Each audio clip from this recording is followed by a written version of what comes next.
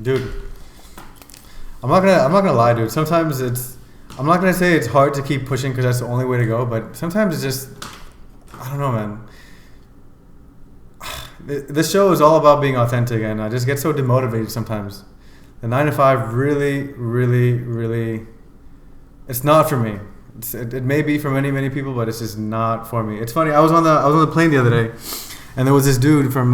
He was actually he was Indian, but like maybe, I don't know. He's been in his family's been in the U.S. for a very, very long time, and he's like, and he was very opinionated, very outspoken, very.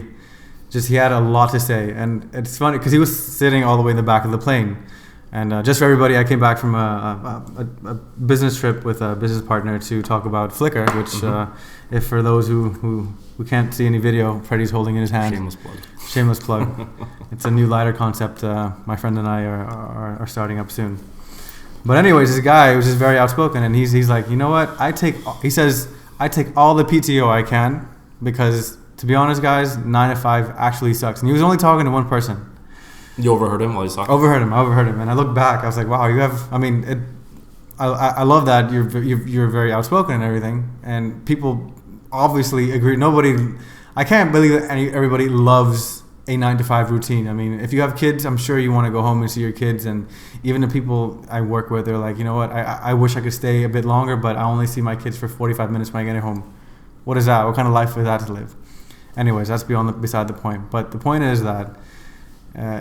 He was just an outspoken dude, and he was just, saying everything as it was. 9 to 5 sucks. Take your PTO, take the time off because you don't.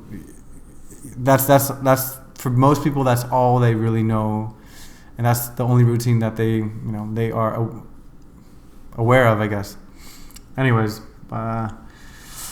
it's just I just feel a bit demotivated with the 9 to 5. At first I went from an industry that I got my diploma in, and I jumped into the industry. Okay, cool. Got a job. And then I stopped that because I was like, this routine is not for me. So let me go into an industry where I actually feel like I feel good about. Okay, let's go into the green industry. Let's go into sustainability. Cool. Got into the industry, and I'm back to the 9 to 5. And even though I think I agree with the movement and I agree with the greater good and all that, you either are you're made for a 9 to 5 or you're not. And I came to find out that even though I agree with the industry I'm in, it's just not the routine that I am put in this world to follow. So no matter where you are, you might be listening to this and you may be dreading your 9 to 5. It's just not for you, man. It's just not for you. You have to get out, and that's something I want to kind of talk about today. Is like, what do you currently have? And I know what I have. I just need to use it more. I know what I you need to find out what you have in your life, what you're sitting on, that you can use to leverage yourself out of it. Right. So that's and I've been talking to a lot of friends who are like, they told me that writers, especially artists, writers, video producers, whatever, they literally quit their jobs, which consume most of the time, and they just work at a coffee shop, and then they write their books on the side. Sure. They go home, they write their books. So I guess my question to you is, have you ever felt stuck in a way? I mean, I know you're starting to become more hands-off with your projects, and I don't know if you've ever had a 9 to 5 before, but I'm sure there was a time in your life where you were stuck, and maybe you can talk a little bit about that, I guess, Yeah, it's probably the worst feeling, because the worst feeling in life, people say, well, it's when you don't know what you're working on, you don't know what you're doing, or you feel demotivated, or you're depressed. But I think actually the worst phase in your life is you should fear when you're stuck, because that is it's painful, right? I'm scared to death, man. Right, and so I think one thing you started with the right now a minute ago is said, well, sometimes they'll tell me you gotta keep pushing, but I don't know. And here, one of the things, and this is a recurring theme throughout the show, but you should keep pushing, but only on things that actually get you somewhere. Mindlessly pushing towards something and not quitting towards something, doesn't make sense, right? There's a difference. In America, we have this stigma against quitting versus giving up. There's nothing wrong in quitting something. And giving up and quitting, like there's a stigma attached to it because we think we're losers. It's something that we need to keep going because what's on the other side is great. It means, but we have to work hard, and if we don't work hard, we're bad people. So many successful people have quit so many things all the time because they can focus on something bigger. Right. I quit sometimes on my job. I quit on certain relationships. I quit on certain people. I've quit from certain bad habits. I quit eating horrible food. So I've quit all those things. But am I a loser because I quit eating junk food and cut it mostly out of my life? I recently quit drinking alcohol. Is that a bad thing? No. So quitting by itself is nothing wrong with it. And I want people to get out of their heads sometimes is that, oh, well, I need to keep pushing. And I was like, okay, but what are you pushing on? If you're working on a project that you know is something that you're close to, you know that's going to get you somewhere, then no, you should keep going. Is it a job? Is it something that's going to give you some sort of, the outcome is great, then you should keep going. But if it's something where you're working in a horrible situation or you're in a toxic relationship or you're doing where you're not valued, then even if you keep going, on the other side, there's nothing. So what's on the other side if you don't quit? And if the answer is, if on the other side, if you don't quit, it's just shit, then why are you doing it? That is the same thing. Yeah, you remember that episode we did at Seaport? I talked about working hard. We got to have a discussion again about what it means to work hard. And when I talked about that time is like working hard is not enough. I said working hard is not enough. And what I was saying is what you're working hard towards matters more statistically. If you look at the data, as opposed to just working hard. Because if everyone worked hard and was a multimillionaire, then people who work in laborers, like people who work, blue collar jobs and all that stuff would be massively successful because they're working ridiculous hours. Right. But it's about what they're working on. Is Absolutely. that thing they're working on actually bringing them financial success? And most of the times the answer is no. Right. So here you need to ask, if I'm giving something 100% and I'm not giving up, it robs you from the ability to work on something else where you also have to have the same determination, not give up. For example, if I'm spending at a job where I'm not treated well and I feel like the outcome is shit and I've given 100%, I don't have time to work on Enlightened Millennial. Right. But Enlightened Millennial is my personal brand, and when I go out and talk to people, they don't recognize me for when I work my 9 to 5. They recognize, Prady, remember that time you did that episode? That's my personal brand. So now I'm taking time away from a project that helps me with my personal branding and spending it on something else that's not helping me get someone. And this is what you need to recognize. When you keep a door open, you keep another door closed. You cannot open all doors in your life. It's not possible. Every door you open, you close another one. And when you close one, you also open another one. Now, a lot of us are afraid in life to close a door because, man, this door is closed. And then they lament about it. Door is closed, relationship is over, job is over. But they forget every fucking time a door closes, another one will open. But that door can only open if you close that one. Right, yeah. I wouldn't be sitting here. I wouldn't have a real estate firm. I wouldn't have AZÖTH would have scaled. If I would have stayed in my job, this door, it wouldn't have opened. This podcast would not have happened. I wouldn't have come to even meet you because I was one night I was so fucking pissed at my job. I was like, I fucking hate this thing. I went out. Randomly saw an email from Toastmasters. I was like, fuck it, I'm just gonna go. I literally left work at 6 p.m., which we're not even allowed to do. I know, It was at 6, 7 p.m. and I left at 5 or something. I remember that. I didn't know what the fuck I was going. I was so pissed. And I ended up because I closed that door. That day everyone in the partner saw me leave early. It was bad for me, but I opened a door. So one thing that you have to realize that you're also closing a lot of doors by staying in your job. Yeah, no, I remember that exact day. No. Yeah. I mean, I remember that exact day where I don't know. You seemed a bit. I don't know. You didn't seem. Well, it was the first day I met you, but you seemed a bit on edge as well. I don't know. Correct me if I'm wrong, but no, you're absolutely right, man. I mean, yeah, I was having a horrible day. like maybe you can relate to being in a job you don't like. I was having a job like that, a horrible day. And that's, same thing. And that's the thing, though. But I think the little difference here is that I agree with the industry and I want to do good for the specific industry that I'm in, but I'm just not cut out for the 9 to 5, and I'm just not cut out for the routine of the this same 9 thing. to 5. This particular, I could do my own 9 to 5. Yes. So this 9 to 5, because this 9 to 5 doesn't give you your meaning, where you feel your self-worth, and where you feel like you're contributing something. 100%. Or I could do like millennial 9 to 5. I could do micro moving 9 to 5. I could do Flickr 9 to 5. Yeah. 24/7 actually, to be honest. Yeah. So you're right. It's just I'm just not cut out for that 9 to 5. But I guess what I want to for the listener and for that specific person who's listening to this, and it's like, oh man, I could relate to this hardcore. You're never going to be cut. It doesn't matter if you leave your current job and you go to a different 9 to 5 where you think things will be better. It's not going to get better. It's not going to get better. You have to. I think you have to. There needs not an exit strategy, but there needs to be a system for your life that where you can make your own 9 to 5, where you can become the right, like quit your 9 to 5, work on that at that quote unquote coffee house, so you have the ability to write your own story, create the system for your life, and even if it means working at a coffee shop or whatever, I don't know, go stock food, I don't know, somewhere else, but at least you'll have time freed up to do exactly what you want to do. But this is the thing with that, right? Because so if you're in this situation, I know a lot of us were. I was in this situation too. So you don't like your 9 to 5. The question you need to ask yourself is, what about the 9 to 5 do I not like? Okay, don't randomly just start. Oh, I'm gonna start a business because if you don't do 9 to 5, I gotta start a startup, and then you fucking. Although a lot of people who are fucking miserable doing startups, they're so fucking miserable. They want. You know how people have reached probably 15 or 20 every month. They reach out to me. They want a job. They want to leave their startup and work at a job or ask me if I refer. No, not even for me. Just hey, Prady, you know someone I want to go back. I don't want to do this anymore. And they also hated 9 to 5. Then they immediately started a business.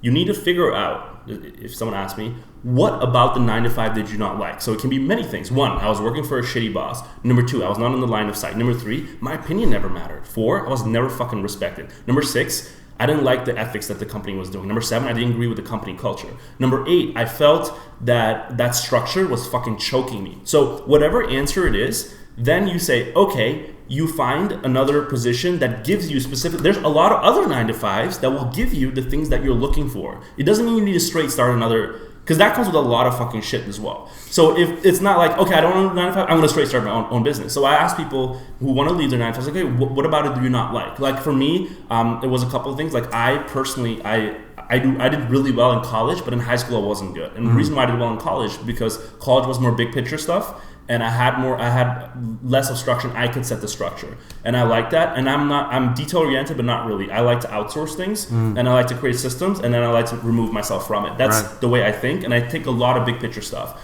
So for me, I had to be in a position where I started my own structure, and own system, and I could have other people work for me. Like that was. I'm just an entrepreneur. Like that's what I do. Sure, no, absolutely. That's what I thought, at least at the time, right? No, yeah. And I knew that I need to create a system where I feel valued. Like my voice needs to matter. And if I'm set in a cubicle, you can pay me $500,000 a year. I don't want it. Right. So it wasn't about money even. So a lot of people think, well, I need more money. So what they do is they go from a 9 to 5, they hate, like, oh, it's because I'm not making enough. Then they find another job that pays $20,000 more, but then they hate it too. The problem, why did they still hate it? Because it wasn't the money that was the problem. It was something else in that job, and what they're doing now instead didn't solve that problem. Right. So it really nitpicked down what is it that makes you, that is really it's something, fucking you up. Like, what is it? It's something fundamental. Like I know what it is for me. I hope maybe there's a listener now that they have to figure it out for their own selves what it is. I don't know how much simpler to say it than like just to be working on something that really, really matters to you, like where, like you said, your voice matters, or just that you're free to collaborate, or just to have ideas flowing. And I don't know if I get that where I am now, but at least if I'm working for myself, like moving, if I could move 24/7, I could collaborate with other people who, or I could do Enlightened Millennial all the time. We could be creative with this stuff, or 100%. But yeah, if everybody has their own element as to, like you said, like culture or money, but they're not making the right money. I was even thinking, like, if I would go to 9 to 5, for me it's time, man. It's time. Like my day starts at 6-7 o'clock in the morning. Yeah, you wake up early ish, and then I'm done like at 5:30, and then of course you should be smart with what you do after the 5:30. But the main chunk of your day is you're giving it away. Correct. You're giving it away. Like you're getting. Let's just say you got $24,000 in one day, and you are giving $8,000-9,000 that away, and then you still have to kind of allocate some to sleep.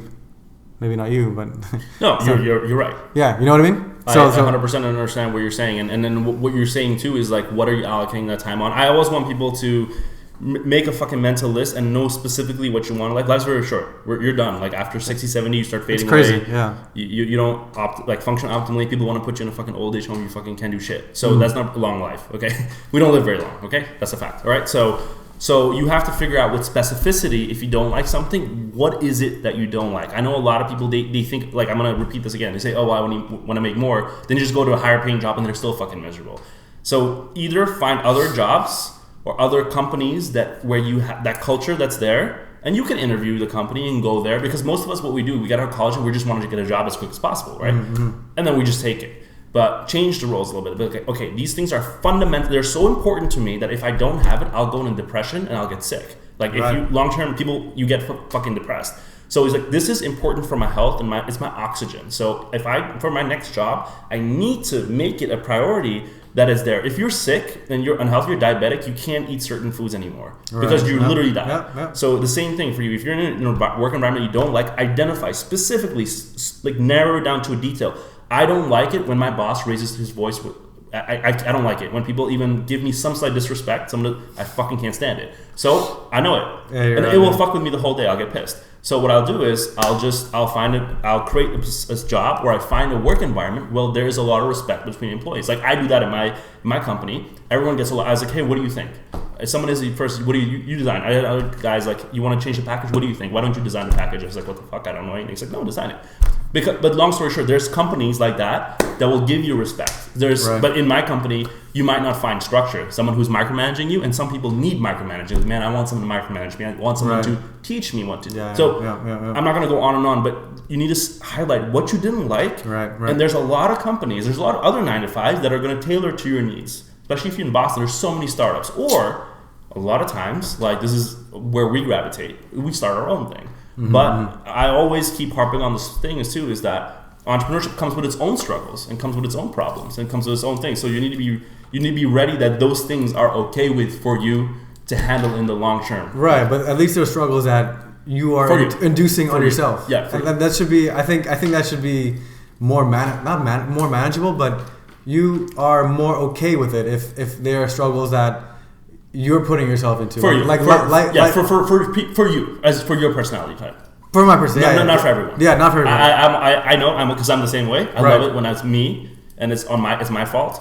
Yeah. But it's not for everyone. And so you need to figure out what it is. Maybe you want to write a book. Maybe you want to do something else. Maybe you want to be just an artist. That's not an entrepreneur. You just art, and then you have a publisher that does the rest. Right. Well, whatever you want to do. But create or find the job. And that's what's beautiful about this economy right now. We are, since 2016, like, the economy is great. There's so much fucking demand for jobs. There's a lot to do. Yeah, there's a lot of demands for jobs right now. So you can find, especially if you're in a city like Boston or New York or a lot of the bigger cities. We're lucky because we're in Boston. Like, there's a lot of people and company startups or business hiring. No, you're right. And many of them will have company cultures that you're like, man, I fucking love working there. That's great.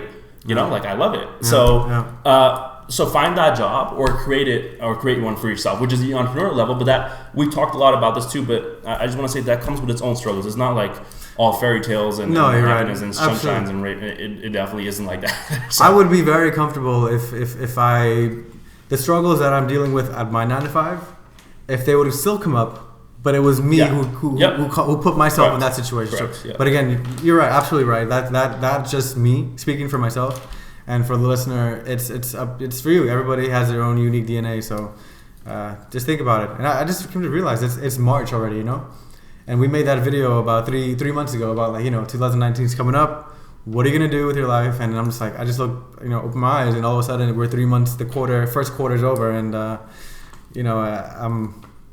feel like I'm like a broken record, and I'm bringing this on you, and I'm bringing this to everybody else. But it. What is your? If you don't mind being transparent, what is holding you back? We talk about it every time we meet. Absolutely. I will keep talking. I will never run out of patience because you're my friend. No, for sure. So, like, I want to understand, like, what's the thing. The main thing that's holding me back is the uncertainty of not having an income every single week. Mm-hmm. And even though there are days where I'm like, I don't mind eating noodles. Fucking if I made zero income for this day, the uncertainty of closing that door and letting that other door open is what's holding me back. So why not find another 9-to-5 that gives you certainty but gives you the things that you need? Zero, because I'm more concerned with the time that I'm losing. I would rather gain that time. So now you'll have to choose then, because you can't have both. Because if you have your own thing in the beginning, you're gonna have to leave this, and you're gonna have uncertainty always. I have fucking uncertainty, dude. Sometimes I'm like, fuck, I don't know what's gonna happen by the end of the year. My business is gonna lie. I really don't know. Sometimes I can go fucking bankrupt. So especially when I started, I was so fucking scared because I was putting everything, like, all money into projects. I was like, fuck, if this goes wrong, I'm fucked. So the truth is, if you're gonna thinking about starting your own business, one of the things that you're gonna have is, like, financial uncertainty. This is just facts. Financial uncertainty. I think you said it well. Financial uncertainty and the fact that I want my time. My time. Yeah. But so you'll get your time, but you'll have financial. So you're gonna have to choose. You can, like I said, when people want to have all doors open, I get it. I won't have the luxury, but we have to close certain. So one of the doors in the beginning, and you're gonna have to work as fast. That's why I always like, dude, whenever you starting something, is dude, make sure you go for the profit. Make sure. Why do I keep saying that to you?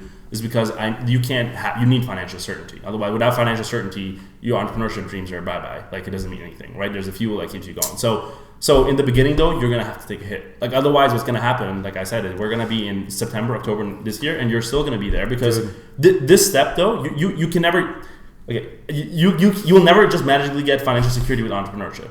Like, you'll need to leave, quote-unquote, that first, or what you can also do is you can build this business on your side or figure out something on your side that makes it so that you can transition from it with some cushion. Yeah. But you need to take those actions then. That's why I was excited that you were going to this conference and you're meeting, with all these good players in the field so that you can make action. Because if this starts at least giving you so you can at least see it, you can say, oh, this can actually grow, So in other words, it's a possibility, yeah. Absolutely. So in other words, I'm gonna have to get punched in the face. Like there's no other way. Like if I pull the cord on the 9 to 5, then you can't have your cake and eat it too. Like, it's not possible. Like, that's a saying in American English. Say it one more time. Yeah, you can't have your cake and just eat it. So, like, you can't have everything. Right. That's the fact. So you can't. If you're gonna every life is about making choices. So if you're gonna make a choice to be an entrepreneur, you're gonna have to that's part of the entrepreneurial lifestyle is being totally. You're gonna have to take risk. Yeah, it's a massive risk because everything you can fail massively. No, I know. But the payoff is what you can get on the other side as well. The payoff. The wealthiest people in this country have all started their own business. There's it's just. That's the only way. Yeah. Yeah, no, it's not the only way to be wealthy. It's if you want the biggest reward comes out of entrepreneurship, like financial. Mm-hmm. You can be extremely wealthy working for. I know so many CEOs. Sure. Fucking Google CEO or Apple. They don't have their time though. They don't. Or a salesperson. He's still working for someone else. Yeah, but the CEO of Google, Sundar, he's working for Google. He's working his 9 to 5, but he's making $34 million package. So, but he's also working for. It's not his. So long story short, though, you can make a fuckload of money. I know many people who make shitload of money working for someone else, but it's not about the money for you. It's more about having the option that you can build something else, right? Because you can make money doing build my own, having. But what I'm gonna tell you today, dude, as being in this fucking position, when I met you, we had like a transfer effect because at that fucking time in my life, in like October, September, I was in a job I fucking hated. I was every night. I was like, oh man, I hated it. I was like, fuck. I used to come home and I hated it. I know, man. I saw you, dude. Yeah, so I was miserable. And so that day I was so miserable because I had a really bad experience with my boss, and I fucking met your Toastmasters. And then something clicked, and one day he said something and it just fucking clicked, and I walked out the door. And I knew going, I was like, fuck, what is gonna happen now? Fucking, what's gonna happen? Right. Yeah. But then I knew that a door was gonna open for me, and it did. But what I'm saying is that you're also closing a lot of doors right now. You don't know your full potential. If you ever want to achieve it, you're gonna have to take this risk. Yeah. But many people are in your situation. You know what they do? They just stick with it. They never take the risk. Yeah. And then they grow up, and then they have kids, and then they go through life really kind of. I don't know if you've met. I've met a lot of men that just or women. They're just kind of depressed. They're not right. Yeah. It's a feeling that you get like in your. Have you ever been so frustrated? Yeah. But you want to like if at someone or at a situation. Oh yeah. It just eats you. Like you physically feel it. Grumpy guys that take a shit out on their wife and kids all the time. They're grumpy and they just like make snarky, passive aggressive remarks all the time. And it's because, dude, you fucking hate your life right now. You're not. People say I'm depressed. I was like, no, you're not depressed. Your life just sucks. Yeah. And you can't do it. You can tell. I know a lot of people like my friends. I've literally home with their dads. I was fucking making like stupid, snarky remarks. Like I was angry about something. You can close the door and just make a random comments. Pissed about random shit. And I know it's because they're just miserable inside. And so the question, but they didn't take that. And then when you ask them, why didn't you pursue your dream? Like, well, I couldn't. I had a family, and your whatever. I had his mom or whatever. And they'll make something up, and then they'll blame someone else for it. But you're not like 89-90% of people are just going to stick with what you're doing. They would stay in your job right now and then just wait, and as life unfolds and make a good income, raise a family, but you're always going to be not super satisfied. Right. So you're going to have to take a jump. Like one of the other days, you're going to have to be like, okay, I'm out. Like there's the only way out. And that's what I said. This podcast holds me super, super accountable because that's how I want to record this, because I know we usually talk about this off air. But this is we were talking about this off air a little bit, and is it still recording? Yeah, it's recording. We have 2 more minutes, but the battery looks like it's freaking out, but it's okay. But anyways, give me a couple months, man. Well, I'm not gonna say a couple months. We'll see as it goes along. But I just realized it's March, so I have to. Yeah. It has something. So we're gonna go back an hour next week. Is this weekend? I don't know, man. Is it? It's this weekend or next weekend. One of those. It's fucking summertime already, dude. No, what's summertime? Dude, a fucking summer hour, whatever it's called, daylight saving or whatever it's called. I know I lose an hour of sleep. So I don't like this part. You can't subtract hours of your sleep, man, bro. So moral of the story. Moral is of this 9 to 5, being uncomfortable, being comfortable, opening doors, closing doors. You have to take the jump, right? I mean, I'm gonna, not you, but just me, like for other people listening who are in the same boat. I mean, at least it's you have to make a choice. I mean, I know I have to, and you guys have to too. So, but it's hard for everyone, dude. It's just part of human life. I know some people who are in like shitty relationships and they just can't fucking escape. There's people who are just fucking stuck in something and they really have trouble going. What I'm just saying, like, as much as you think you're going to close a door, you're closing another door, which you don't even know that if you could open up a whole can of worms of fucking potential, and you're not going to achieve. You're not going to get there because otherwise, if you were achieving your potential with your current door, you wouldn't be miserable. If you're miserable, it means you're not achieving your potential. That's it. And it means that the other door has at least is a likelihood that it's if you open it, your potential is going to open up. True. Jim Rohn said this as well. We haven't brought him up in a while. Fuck yeah, dude. Jim Rohn. What he said is like summers for spirit animal. Spirit animal. Yeah. He said. What did he say? He said, doing less than you can is it messes with your mind a little bit.